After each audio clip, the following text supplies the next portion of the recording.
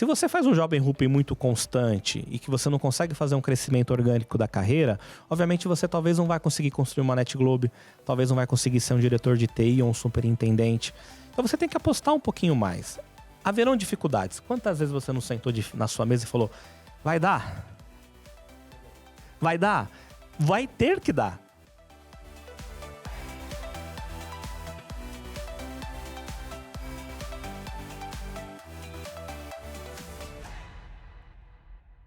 Um dia de grandes surpresas e muita, mas muita conexão aqui no Entrevista 50 CIOs. O meu convidado de hoje, além de ser um grande profissional que nós vamos conhecer a história em detalhe, é um ser humano maravilhoso. E eu tenho o prazer de trazer aqui, nesse episódio dos 50 CIOs, Rafael Luna. Rafael, que alegria poder te receber aqui na nossa casa. Espero que esteja tudo bem com você. É uma alegria muito grande te conhecer pessoalmente. A gente acha que já tinha se falado em alguns eventos, acho que nas redes sociais eu te acompanho, a gente já se interagiu, mas te conhecer pessoalmente não tem preço. Muito legal, Rafael. Também estou super feliz, né, com um ser humano com esse sorriso gostoso, com uma história bonita para a gente poder compartilhar e deixar registrado aqui, né, nesse nosso programa. Rafael, vamos começar a falar um pouquinho sobre aquilo que de fato tem muito valor para nós? Falar um pouco sobre família, falar um pouco sobre história de infância, que é uma grande característica do nosso programa, né? Ou seja, como que é a sua história, onde você nasceu, um pouquinho do Rafael Luna, desde lá do começo. Muito bom. Geralmente a gente tem dificuldade em trazer as primeiras memórias, né? E eu gosto muito de trazer a primeira memória. Eu lembro da minha avó. Então eu sou um menino criado pela avó. Olha que legal. Então meu pai foi militar, depois foi trabalhar em indústria, trabalhou no banco, em alguns bancos que não existem mais, e minha mãe ficou 40 anos num banco que eu não posso. Eu vou falar o nome, que minha mãe já saiu. Eu e minha mãe tivemos o prazer de trabalhar no mesmo banco, que é o Itaú. O Itaú, que legal. A carreira da minha mãe foi toda inteiramente no Itaú, uma carreira longévula. E ela deu pra minha avó a grande alegria de cuidar dos filhos. Então minha avó criou eu e meu irmão. Então eu sou criado pela minha avó. A gente vem de uma família de classe média. Mas não uma classe média abastada, né? Antigamente classe média tomava uísque e ia 2 vezes pra Europa. A minha classe média era uma classe média de, enfim, assalariados. Então eu sou de São Paulo, perto da igreja de São Judas. Minha avó é uma pessoa que ia na igreja eventualmente. Poxa, que legal. Eu fui criado pela minha avó, convivi muito próximo com minha mãe, com meu irmão, meu pai também. O meu pai com um pouco mais de distância, já não era tão próximo, mas muito presente também. E eu tenho uma história assim. Minha avó era costureira. Numa época que ela morava no bairro, um bairro próximo à igreja do São Judas, e andando até a Praça da Árvore, até a Sé, andando. Sabe o que é isso? Andar. Hoje você pega o metrô, você vai de Uber, você andando. Meu avô também trabalhava em Osasco, em outro banco, que era o concorrente da minha mãe, que era o Bradesco. Então tinha que andar até a Sé para pegar um bonde, um ônibus e chegar. Então de uma família de muita luta, sabe? De muita persistência, de muita resiliência, né? Então eu fui criado com esses valores mais austeros, mais franciscanos, né? Que legal, bonita infância, ou seja, aquela infância que a gente relembra com muita alegria, né? De lembrar dos avós, lembrar dessa fase que para nós nos ensinou muito. Você tem uma passagem na sua infância que te marcou muito, né? Que você narrou que o seu pai, né, um profissional que trabalhou com máquinas de escrever, e teve um episódio ali que eu acho que vale a pena a gente compartilhar nessa história. Conta um pouquinho pra gente. Sim, meu pai, enfim, trabalhou em grandes bancos e a máquina de escrever era o computador da época. Sim. A gente tem mainframes e computadores rodando em bancos há bom tempo.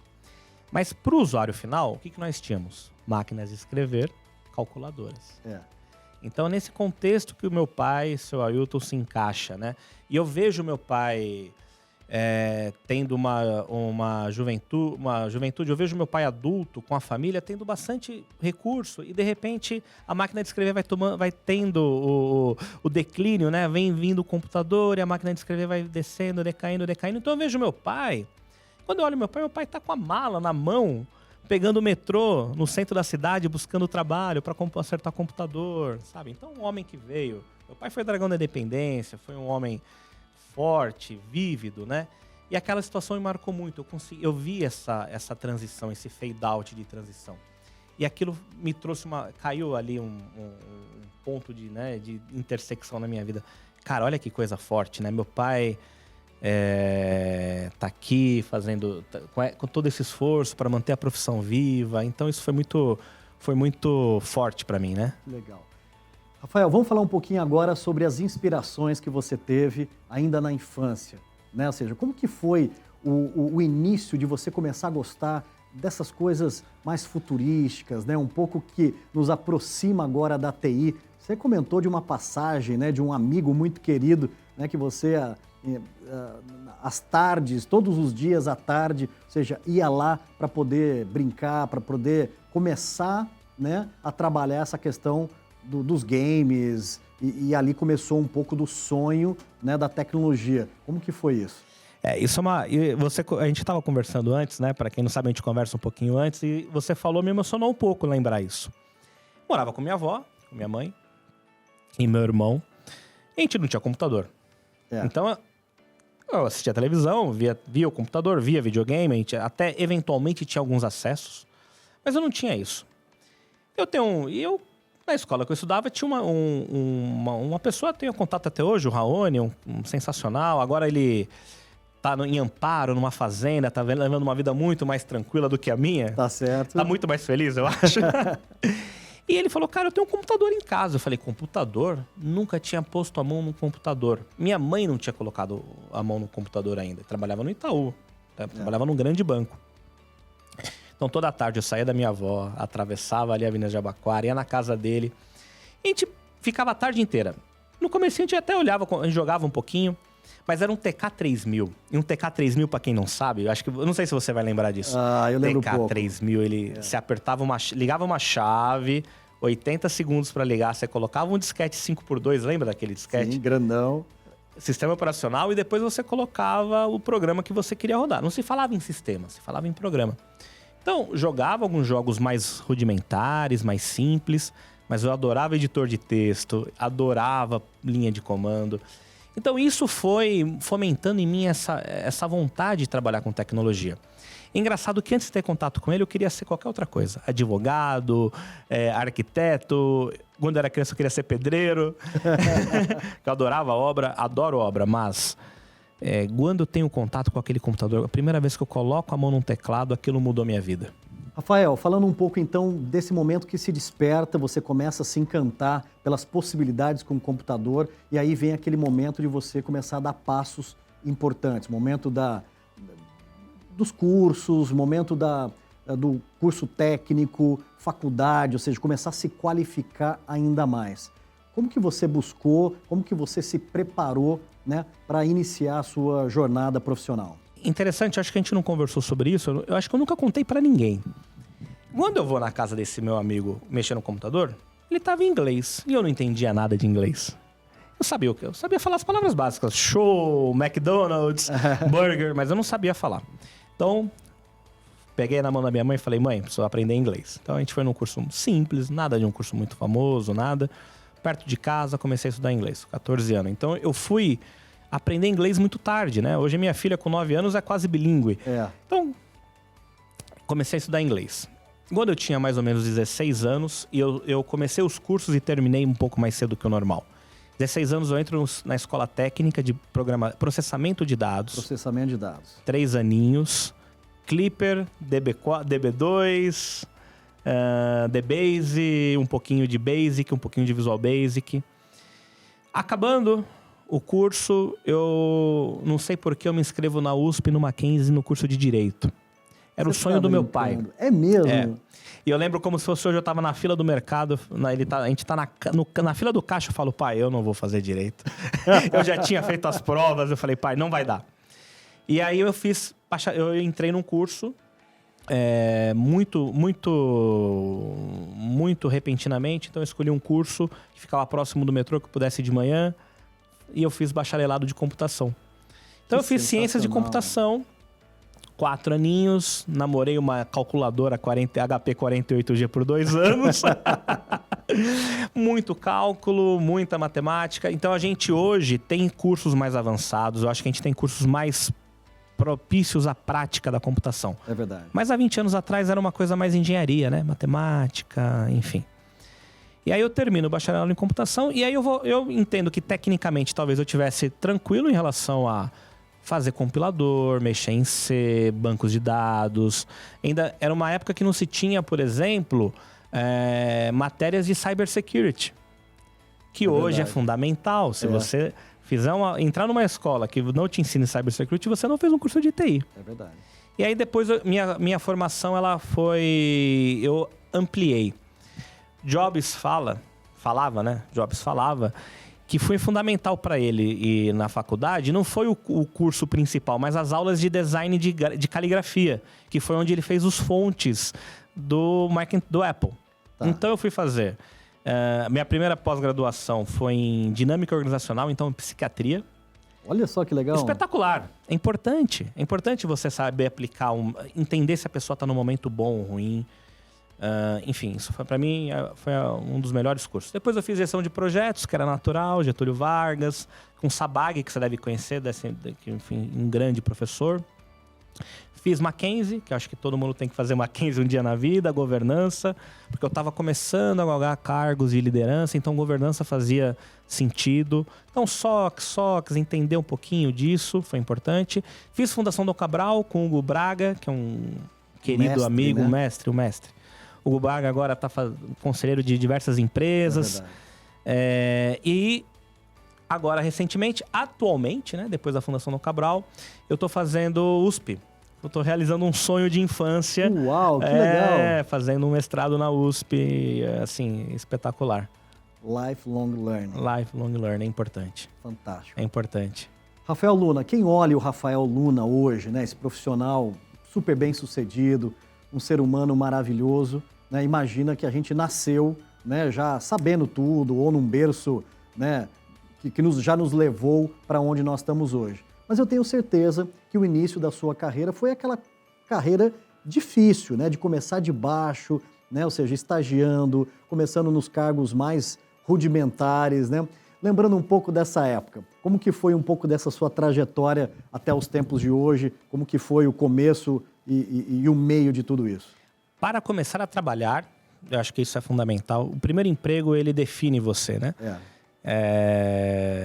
Meu primeiro emprego foi monitor de uma escola. A escola que eu estudava, os professores falaram, o Rafael é tão interessado, fica tanto tempo aqui nos laboratórios, vamos dar um emprego para ele. Que legal. Então, isso não está em lugar nenhum. Eu trabalhava eu pegava um turno, eu entrava às 7 da noite na escola e saía às 11 da noite. Poxa. Ligava o computador, desligava o computador, época de novel, lembra disso? Sim, ficava administrando ali, se a rede caía, fechava o computador, arrumava teclado. E é um emprego, assim, foi um emprego que começou a embasar meu caráter, né? Acho que é importante você passar por uma experiência logo no começo, é importante você passar por uma experiência assim, sabe? Perder qualquer tipo de ego, qualquer tipo de arrogância que você possa ter. Porque dá valor, né, Rafael? Dá valor para as coisas simples, né? Suado. Você ganha pouquinho, aquele vale refeição, vale alimentação pequenininho. Cara, aquilo te define, define. Depois eu fui para a Caixa Econômica Federal, trabalhei um pouquinho com tecnologia dentro da Caixa, então ali dentro dos sistemas de apoio a investimento na mesa de operações. Caixa Econômica é um pedaço da mesa de operações, basicamente são títulos públicos, então não tinha tanta pressão, não tinha que falar RTM, mas eu falava esse tipo de BI, então lá no comecinho a gente não falava Analytics, né? Hoje é muito bonito você falar Analytics. Ou BI, eu falava Sistema de Apoio à Decisão. Agora eu tô relembrando isso. Depois da Caixa, eu puxei uma jornada no Banco Espírito Santo, em Lisboa. E aí foi muito bacana, porque eu saio de alta plataforma, de baixa plataforma, vou para alta. Eu não sabia trabalhar com mainframe. E eu falei, eu vou aprender. Que legal. Foi um período bastante interessante. Então, fiquei quase 10, 11 meses em Lisboa. em Lisboa e Oeiras, né? O Banco Espírito Santo não existe mais, agora é Novo Banco, o verdinho, que você deve ter conhecido. Sim. Depois disso eu entro numa seguradora do Banco do Brasil Seguros, que hoje em dia é Brasil Seg. Fico ali até 2010, até o momento da junção com a Mafre. E aí cria-se o maior grupo segurador do Brasil, o Grupo BB e Mafre, onde eu tenho acesso a programas globais da Mafre. Então trabalhei com programas globais, Mafre Global Risks, enfim. Foi bem interessante esse período. Eu chamo de alma mater profissional, que foram quase 14 anos. 14 anos? 14 anos, quase 14 anos. E eu tento imaginar, Rafael, que numa jornada tão longa, tenha sido ali que você tenha tido, assim, grandes experiências, grandes entregas, né? Ou seja, aqueles momentos que te define não só como um profissional de tecnologia, mas um líder, um gestor também. Sim. Foi nessa fase que você realmente se encontrou e falou, não, pô, liderança é um negócio que eu quero também me preparar? Sim, claro. Em 2004 eu entro na Brasil Seguridade, na Brasil Seguros. Em 2008 eu me torno líder de equipe, me torno um coordenador. Então, em 2011 eu torno meu primeiro cargo de gestão como gerente. Eu já era coordenador, virei gerente. E eu vou te falar que talvez eu nem queria. Eu nem queria. Eu acho que eu não identificava isso em mim. Eu falava, poxa, eu sou tão bom tecnicamente, tem tanta coisa que roda com meu nome, com minha assinatura. O pessoal falou, vamos tentar. Eu acho que é importante você tentar. É mesmo. E o comecinho não foi fácil. Porque até eu transmutar de um bom técnico para um gestor júnior iniciante, nós somos transacionais, nós somos situacionais. Então não foi tão bom. Eu tive uma grande gestora que me ajudou, que foi a Ana Cláudia, Aninha. Se ela um dia ver isso... Poxa, que legal, que reconhecimento bonito. É importante, é orgânico vir, sabe? Poxa, foi ela que me ajudou a me tornar essa pessoa, ela era muito humana. E é importante você saber que você tem que ser humano, mas você também tem que ser rígido, não rígido, mas você tem que ter a régua alta. Se você não tiver a régua alta, você tá só passando a mão na cabeça, você não tá ajudando essa pessoa a ir para outro patamar. É verdade. Eu acho que o tempo de fusão com a Mafre foi importante, porque eu venho de uma seguradora muito jovem e entro na Mafre, que é uma seguradora que já era mais consolidada e era mais antiga, então as pessoas trabalhavam há mais tempo. Então, uma pessoa que vem do Banco do Brasil Seguros, assumiu uma cadeira na Mafre, ali também foi um mestrado de como gerir pessoas que talvez não te aceitassem bem. Eu acho que a grande lição que me deixa é que quais foram as grandes entregas do Rafael na BB Mafre, né? Eu chamo de Mafre, mas BB Mafre. Posso te falar várias, assim, abrir o mercado de resseguro na tecnologia, que foi um trabalho belíssimo. Primeiro satélite enviado pelo Brasil, o seguro foi feito pelo meu time. Poxa, que bacana. O sistema de seguros foi feito pelo meu time. Belo Monte Energia, né, Norte Energia, o produto foi desenvolvido pelo meu time de TI, o produto tecnológico. Eu tenho várias entregas dessas, mas a amizade que eu tenho com as pessoas que passaram pelo meu time é mais importante. Então, as pessoas que estão no WhatsApp, que me procuram. Esse domingo eu fui tomar café com uma pessoa dessas. Então, acho que é importantíssimo. Aí, passando por toda uma cadeira de inovação na época da seguradora, a seguradora me manda para me interna em Nova Lima, na Fundação Dom Cabral, para falar um pouco de digital, para ajudar nessa jornada. E aí, no final do ano de 2017, eu saio da seguradora e começo em 2018 na Ernst Young como Associate Director. Numa coisa que talvez eu tenha infartado o pessoal em casa, né? Trabalhar com Tax, Transformation Technology. E eu nunca tinha trabalhado com Tax. E é outro mundo, né? Eu tinha um exemplo em casa da minha esposa trabalhando com Tax. Falava, cara, isso aqui deve ser difícil pra caramba. E é muito difícil no Brasil. Você pode ver que a área tributária na NetGlobe deve ser maior que muitas outras áreas, né? Sem dúvida. Tem uma passagem muito curta pela Ernst Young, ajudando o pessoal a montar a Business Unit. Foi muito importante essa passagem para mim.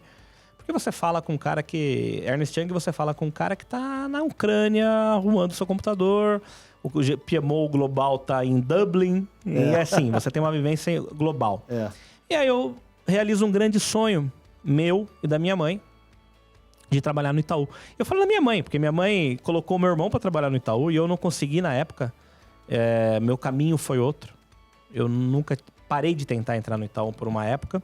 E fui entrar já com 35 anos no Itaú, assumindo uma cadeira de inovação dentro da diretoria de operações.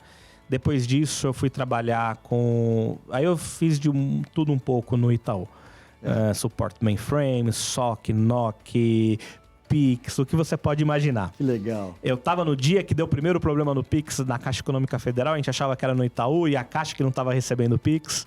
Então, eu lembro desse domingo que eu tava de plantão como gestor. O telefone do banco tocando, tentando resolver as coisas. No final de 2020, eu saio do Itaú e assumo uma posição de head de TI numa bolsa de energia, que é um negócio interessantíssimo, me apaixonou muito. Fiquei apaixonado pelo negócio. Eram quase 50 donos da empresa, então a gente tem Engie, AES Eletropaulo, AES não tava. Engie, a gente tinha Genial, que é a Genial, Banco Genial Investimentos, a gente tinha Enel, então assim, tinha grandes players, América, enfim, Bovem, que é um mega player do Mercado Livre. Fiz alguns grandes projetos de transformação digital lá, então foi muito importante. A gente criou a primeira bolsa de derivativos concorrendo com a B3, é muito interessante. E agora, no começo desse ano, eu decido partir para a MDS e voltar para o ramo de seguros, né? E acho que a experiência foi uma coisa que... Essa experiência de estar de novo no ramo de seguros, para mim, é muito importante, né? É uma coisa que casa comigo, né? E eu sou uma pessoa assim, acho que a gente tem que entender muito o que a gente... Qual que é a nossa missão? Qual que é o nosso propósito? Então, eu estava ouvindo uma entrevista do Oliveto, ele falava assim, a minha sorte, o Oliveto fala, é que com 18 anos eu descobri que eu queria ser publicitário. A minha sorte é que com 12 anos eu sabia que quando eu pus a mão no computador eu me apaixonei por TI. E um pouco mais velho, já com meus 29 anos, eu nem acho uma idade tão avançada para ser um primeiro cargo de gestão. Eu entendo que eu gosto de lidar com pessoas. Porque gostar de pessoas até um canibal gosta, né? Você tem que gostar da relação com as pessoas. Você tem que gostar de falar, você tem que gostar de ensinar, tem que gostar de aprender. Porque se você não fizer isso, você fale de uma agência de viagens, a uma loja de bijuterias, a um banco. Você consegue falir qualquer coisa, você consegue afundar qualquer negócio se você não entender que o importante são as relações. Por que uma empresa aérea que tem tantos bilhões em aviões quebra?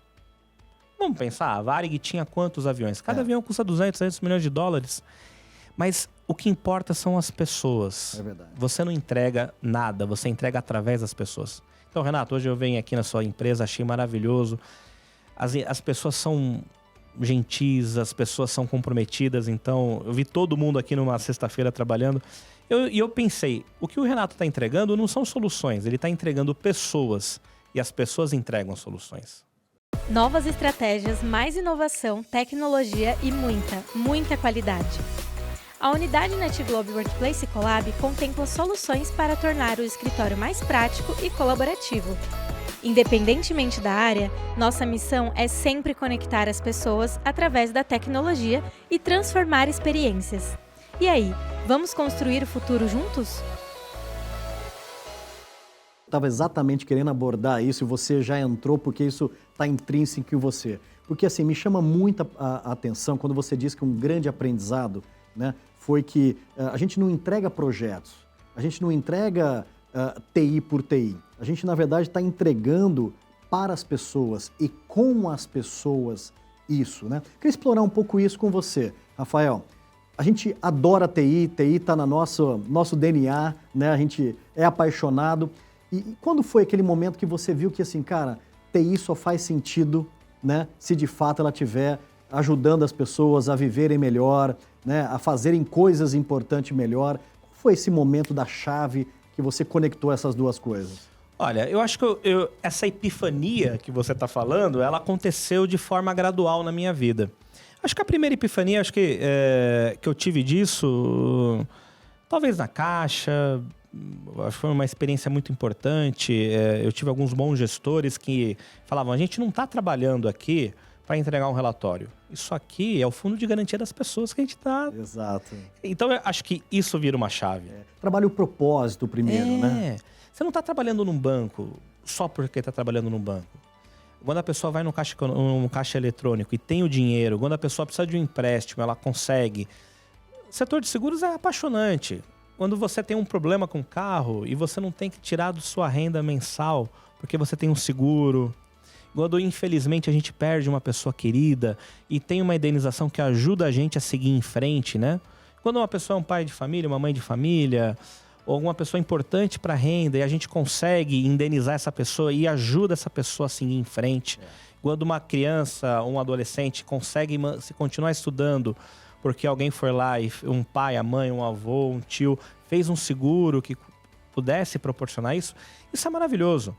Então, assim, propósito é importante, pessoas são importantes. Eu acho que logo quando eu assumi, eu vou contar um caso, logo quando eu assumi a minha primeira gerência formal, eu era coordenador, enfim, e tinha uma equipe, mas acerta ponto, define férias, mas você não contrata e demite. Eu acho que a gente se torna gestor quando a gente contrata a pessoa e quando a gente demite, né? Infelizmente a gente acaba demitindo, né? A gente não consegue transformar a pessoa para fazer... desempenhar no nível que ela precisa, a gente, infelizmente, é uma falha do gestor e do gestionado, do liderado também, né? Mas logo quando eu assumo a minha primeira gerência e eu tenho um caso de um colaborador que teve câncer e ele era prestador de serviço. E ali, quando eu consegui fazer com que esse profissional, que tinha um pouco mais de idade, fizesse o tratamento, continuasse recebendo o salário, sendo prestador de serviço, que é difícil. Depois esse profissional voltou. O que ele fez?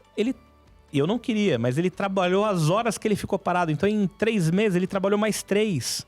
Caraca. E esse cara, o Roberto, inclusive a gente mantém contato até hoje, um super profissional, era um dos melhores que eu tinha. Então, aí eu falei, cara, olha que interessante, né? Um dia eu tava até lá, era 9 horas da noite, minha esposa me ligando, você não vai vir pra casa? Eu tenho que entregar. E eu olho pro lado, tá o Roberto. Ele falou, Roberto, você vai pra casa? Não, você tem que entregar, eu também tenho que entregar. Uau, sensacional isso. Fantástico. Isso muda a chave, né? É isso. Eu acho que esse exemplo diz tudo, né? Ou seja, você teve um olhar humano para com ele e ele de uma forma, né, assim, não como uma dívida, mas como uma forma de gratidão, né? Sim. Foi cúmplice ali de queridão, tamo junto e vamos entregar, né? E ele não entregou pro Rafael, pessoa física, ele entregou pra empresa, né? E é engraçado que às vezes a gente não dá essa importância. Você aqui, como presidente da empresa, como CIO, a gente não lidera mais pessoas, a gente lidera líderes, né? Então, hoje eu conheci seus executivos e eu vi com a forma como eles tratam os liderados dele. Eu acho que isso vem um pouquinho, né?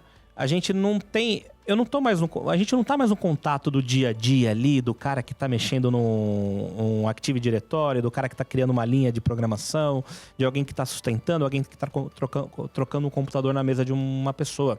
Você não tá tão próximo, você tá liderando liderados, você tá liderando líderes que vão liderar liderados. Então é importante que como a gente eventualmente pode esquecer disso, né? Então a gente nunca pode esquecer disso. A gente chega no momento que a gente começa a olhar um pouquinho mais de cima e falar, agora eu tenho que inspirar. Porque só mandar e receber o feedback não adianta. E você tem que transmutar, lateralizar esse esforço, esse comprometimento através das pessoas. Isso acaba refletindo no CNPJ que a gente trabalha, né? Tem que ser a nossa casa. Você fica aqui, eu aposto que você fica aqui 10, 12 horas por dia. Aposto. Com certeza. A nossa vida é assim, né? Dificilmente tem um dia que eu, os outros diretores da empresa que a gente trabalha... Em qualquer empresa, a última empresa que eu também era CIO, a gente não sai antes das 8, das 9. Faz parte, né? Tem dia que você sai mais cedo, mas tem dia que você dá aquela esticadinha, porque tem muito assunto. Você nunca pode deixar perder isso, né? Essa lateralização tem que ser transformada em uma coisa positiva. E eu vejo que, reparando na sua fala, né, Rafael, eu vejo que você tem muita paixão. Paixão não só pela tecnologia, mas principalmente aquilo que ela pode tornar nas pessoas e principalmente ver as pessoas felizes, né, desenvolvendo as suas atividades. E eu queria abrir um parênteses agora, que é falar um pouquinho sobre legado. Falar um pouco sobre as novas gerações que estão chegando, né, que tem nós como inspiração, tem nós como um objetivo, né, de construir algo, né, para chegar muito longe. E eu queria que você deixasse dicas ou uma mensagem, né, para aqueles jovens que estão lá com 15, 16 anos, querendo, né, desenvolver uma carreira, seja ela em qual setor da TI ou em outras profissões também, ou talvez aqueles mais maduros, né, que olham para esse fascinante mundo da TI e falam assim, poxa, será que eu ainda tenho, né, chance? Né? Eu agrego valor? Que mensagem você deixaria para essas pessoas que estão assistindo a nossa conversa, que desejariam, né, construir uma carreira como a sua, por exemplo? Eu vou considerar essa nossa conversa como uma cápsula do tempo. Tá. Então a gente está em 23, mas isso aqui pode ser escutado em 23, 24, 25, 26. Hoje, no Brasil, nós temos um déficit muito grande de profissionais de tecnologia em todas as áreas. Tivemos layoffs? Tivemos layoffs. Houve ajustamentos? Houve ajustamentos. A gente vem de ciclos. Tecnologia era uma... né? Quando eu começo, a tecnologia era uma coisa de CPD, de frio, de programador, daí foi para analista de sistemas, depois foi analista de requisitos, aí vem o PMO, a gente começa a falar de segurança em 2008, 2009, a gente não falava de segurança antes de 2008. É verdade. A gente tinha os hackers, o Kevin Mitnick, que faleceu recentemente, era uma lenda. Em 99 ele foge do FBI, mas isso era uma realidade tão distante. Hoje, quem que nunca teve um amigo que teve a conta do Instagram, do LinkedIn, ou do Facebook, ou WhatsApp clonado? É verdade. Provavelmente o pai de alguém aqui teve o WhatsApp clonado e pedindo dinheiro. E a gente tem, obviamente, ajustes, né? Puxa, a última onda de layoff acabou levando alguns user experiences, alguns user interfaces, alguns PMOs, agilistas para fora das organizações, mas eu acredito que essas pessoas elas acabam retornando e já estão retornando em algum momento. Para quem está em outra carreira ou quem já tem um pouquinho mais de idade que nem eu, que já passou dos 40 e quer entrar na carreira ou quer retomar a carreira, eu acho que... Eu vou dar um conselho que vale tanto para esse público quanto para um público mais novo, né? Quando a gente começou com tecnologia, eu tinha que atravessar 2 avenidas para ter contato com o computador. Hoje é mais fácil. Contato com a internet, não existia internet. Existia BBC, existia... Internet era discada. Quando eu tinha 18 anos, quando eu tinha 14, não existia. Então a gente tem uma facilidade muito maior para ter acesso à informação. Então, quando a gente estuda na faculdade, eu aprendi compiladores. Eu nunca fiz um compilador na vida. Eu aprendi algoritmo, eu aprendi C, aprendi a programar em Assembly. Eu nunca usei. Quando eu chego no mercado de trabalho, eu venho com uma cadeira de Assembly, compilador, algoritmos de linguagem de programação, algoritmos. Eu falo, onde eu vou usar isso? Não tem lugar nenhum para usar. E eu não tinha as ferramentas que hoje eu tinha para aprender. Então eu tive que ir lá, pedir para minha mãe, minha avó ajudou, minha mãe ajudou. Elas pegaram um pouquinho do dinheiro delas e eu fui fazer um curso para aprender a programar em VB6, em Pascal na época, em VB6, Delphi. E era muito mais difícil, então eu tinha que pegar o metrô, aprender. Hoje de casa você tem acesso a aprender inglês, linguagem de programação. Eu sou super aberto a contratar programadores que não têm faculdade, que o cara aprende sozinho. Então, hoje é muito mais fácil você aprender. Então, hoje a gente tem um caminho muito mais fácil. Cursos a 12, 30, 40 reais, cursos grátis. Então, hoje é muito mais fácil a gente ter acesso à informação. Eu acho a área de tecnologia apaixonante. Eu acho que o analista de sistema sentado numa cadeira no meio do escritório de contabilidade, ele faz muito. Mesmo que não tenha um computador na frente dele. Por conta da visão processual que nós, de tecnologia, nós temos. A gente não tem, em alguns momentos, espaço para o lúdico. A gente trabalha com fatos, com números, com dados. Onde que isso não é importante, meu querido? Onde que isso não é importante, concorda? É verdade. Em qualquer lugar. Então, um analista de sistemas, uma cadeira no meio do escritório, ele já faz a diferença. A gente tem um potencial muito grande do Brasil ser um polo de tecnologia. Então, eu vim de uma família simples, né? Meu pai se aposentou dirigindo um táxi. Minha mãe se aposentou no banco como bancária. Minha mãe, enfim, nunca teve um cargo muito alto. Minha avó era costureira, meu bisavô padeiro, sabe? De uma família simples. E eu consegui chegar. Eu tive que me esforçar muito para chegar aqui. Talvez eu tenha feito apostas diferentes. Quando a gente começa na área de tecnologia, nós somos atraídos pelo rate card, né? É o famoso hora de serviço. Então você vai lá, começa novo, você deixa de investir numa empresa para ganhar mais. Então você faz um job hopping maior quando você é mais novo. Se você faz um job hopping muito constante e que você não consegue fazer um crescimento orgânico da carreira, obviamente você talvez não vai conseguir construir uma NetGlobe, talvez não vai conseguir ser um diretor de TI ou um superintendente. Então você tem que apostar um pouquinho mais. Haverão dificuldades. Quantas vezes você não sentou na sua mesa e falou, vai dar? É verdade. Vai dar? Vai ter que dar. Então, às vezes, você tá no seu emprego e você fala, cara, que difícil. Eu já passei... Eu implantei SAP, cara, você fica anos implantando. Eu fiz projetos de 4, 5 anos, você fala, não vai dar, vou ter que sair e procurar outro emprego. Não, vou insistir. Vou ser resignado, não só resiliente, mas aceitar e ter energia para mudar essa sua realidade. Então, para quem tá começando, não tem desculpa. Tem muita informação na internet. É verdade. Tem muita demanda, então existe muita oportunidade de dar o matching entre quem está começando e a vaga mais júnior. Vai ganhar um pouquinho menos. Calma, uma hora você vai ter experiência e você vai crescer na carreira. Então dê tempo para si mesmo. Dê tempo para si mesmo. Para quem quer chegar na carreira, trabalho em contabilidade, conheci seu contador, quero trabalhar com tecnologia, super possível. Quantas pessoas a gente não precisa num bom RP, num bom EPM? É verdade. Não é verdade? Então é possível, é possível. Legal, que bacana.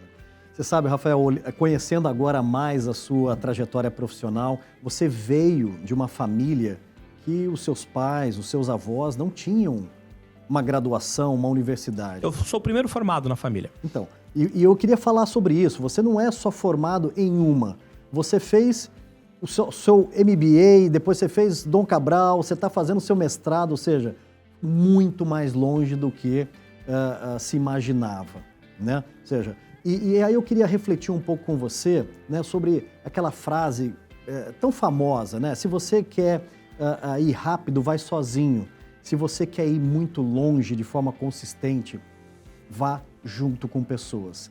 E chegou o momento da gente falar um pouquinho dessas pessoas, né? Ou seja, eu tenho certeza que você chegou tão longe na sua carreira e muito mais ainda para construir, porque houveram pessoas importantes, como essas que você chegou a destacar, né? Então é o momento de agradecer pessoas e deixar registrado aqui, né, no nosso programa Entrevista 50 CIOs, as pessoas fundamentais na sua história e que você tem uma gratidão muito especial. Eu vou falar primeiro de pessoas que me impactaram na vida profissional, né? Então, a primeira pessoa que me deu uma oportunidade muito boa, que foi o Sidney Dias da Silva, foi diretor do Banco do Brasil Seguros, mas tinha sido já diretor do Banco Central e ele me deu oportunidade. Então, assim, eu tive outras oportunidades antes, não poderia ser injusto. Agradeço essas pessoas que me deram essas oportunidades anteriores, mas o Sidney me colocou na empresa que eu fiquei quase 14 anos. Sensacional. Tem a própria Ana, que eu citei aqui, que até recentemente trabalhava na seguradora. A Glorinha Guimarães, que foi vice-presidente de TI do Banco do Brasil, que agora está na Hora X, que foi Serpro, que criou a carteira de motorista digital. Uma pessoa que me deu uma grande oportunidade, enfim. Tem um grande amigo, o Arno, que agora é diretor da 99Pay. Está lá trabalhando com chineses, trabalhando em algum turno um pouquinho mais complicado. Uma pessoa que me apoiou muito. Eu tive problemas de doença na família. Nascimento da primeira filha, ele estava comigo, me ajudou bastante, né? Que legal. No Itaú, eu tive o Armando, o Leandro, que são pessoas que não estão mais lá. O Leandro hoje, superintendente no Safra, né? Uma pessoa espetacular. O próprio Leandro César, superintendente do Safra, foi meu gestor por um tempo. Mas quem me contratou foi o Leandro Marçal, que eu encontrei recentemente na AWS Summit, que é o CIO do Banco Pan, que me trouxe para o Itaú e me deu a chance de trabalhar no Itaú na mesma empresa que minha mãe. Então, não posso deixar de agradecer ele, né? Fantástico. Sensacional. O Ramalho, que hoje é VP Global da Havaianas. Havaianas esqueci o nome, Alpargatas. Ele é VP Global, também foi uma pessoa... Foi muito rígido para eu entrar, me fez ir fazer a entrevista às 6 da manhã de uma terça-feira. Mas, Ramalho, muito obrigado. Você e o Marçal me levaram para o Itaú. O Marcelo Riz, dono da BU, hoje está na Ernst Young em Miami, mas foi uma pessoa também importante. Perfeito. Foi muito importante também para eu entender o que era uma Big Four. Ao Rato, Carlos Rato, que foi o antigo vice-presidente da B3, que me levou para a BBC. Agora mais recentemente estava na Care Capital. Em breve, outros voos. E agora, na MDS, né, com o Ariel, o João, o Ariel, CEO Brasil, CEO Latam, né, da MDS, e também General Manager da Américas para Brokers Link, e o João, VP de Tecnologia em Portugal, que era o VP Global de TI, as pessoas que me trouxeram. Então, essas pessoas foram muito importantes. Mas tem outra, assim, os líderes, né? Quem me contratou, mas assim, puxa, a tia Vera do café da BB Seguros, essa moça não tem preço, ela fazia o café com todo cuidado. Eu lembro do Marcelo, o porteiro da BB Seguros, que sabe, que estava ali. Provavelmente, talvez ele não veja isso, mas olha a importância. Eu lembro dele. Pô, Rafa, já foi almoçar? Sempre muito cordial, muito, muito, muito bom. As pessoas que foram meus pares, gestores, Gustavo Leança, por exemplo, que agora virou VP diretor da KPI Gemini, que a gente trabalhou junto, noites e noites ali tentando fazer a integração da BB do BB com a Mafre. Então, todos esses colegas, parceiros que estiveram do meu lado, assim, um agradecimento especial. Os liderados também, porque eu só virei gestor, superintendente, diretor de TI, eu não fiz sozinho. É verdade. Então eu não fiz sem o Roberto, sem o Valério, sem o Erenildo, sem o Paulo, sem o Neiva, sem o João, sabe? Sem o Daniel, sem o Braga. Eu não fiz sem essas pessoas, eu não fiz sem o Orli, sem o Saluto, sem o Leandro. Eu não faço sem o Charles, eu não faço sem o Leandro. Eu não faço sem essas pessoas. É verdade. Né? E assim, eu tenho um certo arrependimento na minha vida de talvez ter me dedicado menos à família do que eu deveria ter me dedicado, porque, infelizmente, quando você sabe, você está liderando pessoas, você tem duas famílias. Você tem a família que você tem em casa e você tem a família que está lá no escritório com você, que fica mais tempo que a sua família de verdade. Então, talvez eu tenha convivido com profissionais com outros profissionais, com outras pessoas que não minha família, mais tempo que eu convivi com minha filha, por exemplo. Né? E todo esse apoio com minha mãe, com meu pai, eu não conseguia acompanhar a reta final da minha avó, porque a gente estava trabalhando muito. Então, a minha família foi muito importante para eu chegar aqui, né? Se minha mãe não tivesse ali suado para pagar a faculdade, se meu pai não tivesse me levado de manhã, quando eu falava, vamos economizar esse metrô, vou te dar uma carona até ali. Se minha avó não tivesse tirado da aposentadoria dela para me comprar uma impressora para fazer o TCC, sabe? Fantástico. Quando a Letícia nasceu, o apoio que a minha esposa me deu, né? Poxa, cara, vai lá e trabalha até às 10, a Letícia chorando ali. Sensacional. Isso é importante. Meu irmão também, cara, meu irmão apoiando meu pai agora. Então eu consigo me dedicar ao trabalho porque as pessoas da minha família me apoiam, né? O que eu vou falar da minha mãe? Minha mãe, assim, a gente nem consegue expressar no dia a dia e tem que falar para uma câmera longe o quão são importantes, né? É verdade. Bonito o reconhecimento, que bacana. E eu vejo que você está falando com o coração, né? É o Rafa colocando o coração de uma forma para dizer o quanto que essas pessoas, né, da família são importantes. E o nosso muito obrigado. Queria também, Rafa, assim, pegar um gancho nessa emoção que você está colocando, agradecer a minha família também por compreender, né, a nossa profissão e de nos dar tanto apoio. Achei muito bonito da sua parte fazer esse agradecimento. Muito humano, muito legal. São famílias que a gente tem. Tem a sua família, a sua filha maravilhosa que a gente conheceu ali, trabalhando, que é o seu orgulho. Ela depende de você. Mas as famílias que dependem daqui também dependem muito de você. Então, acho que é importante a gente falar isso, né? Tem em casa alguém dando apoio. Às vezes a gente nem tem quem dá, né? Às vezes a pessoa tá solteira, não tem ninguém que dá apoio, mas tem o pai, tem a mãe. Às vezes tá casado, às vezes não tá. Então, esse apoio é importante. Quem tá do seu lado te apoiando o tempo todo. Tá ali do seu lado, seu pai, enfim, as pessoas que te trazem aqui, para você poder cuidar de outras famílias também. Você cuida daqui, eu cuido dos lugares que eu passei. Sensacional.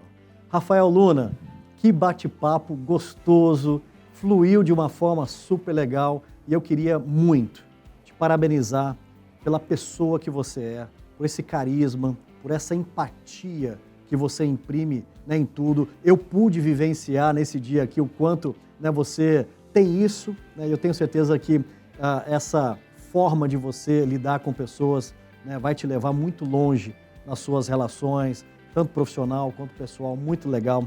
E parabenizar por essa jornada meteórica, né, porque chegar aonde você chegou ainda tão jovem, sentou nessa cadeira aqui, né, pessoas que levaram 30, 40 anos para poder, né, chegar longe, e você com competência, né, e com essa habilidade que você tem em estar com pessoas, em liderar pessoas, engajar pessoas, é muito bonito. Então, fica aqui meu muito obrigado e também te parabenizo por essa história tão bonita que você compartilhou conosco hoje. Eu que agradeço. Muito obrigado a quem está assistindo a gente. Muito obrigado, viu? Legal. Parabéns, Rafa. Valeu.